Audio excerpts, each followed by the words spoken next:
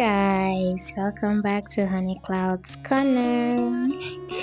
I'm excited to drop another video today and show you guys exactly how good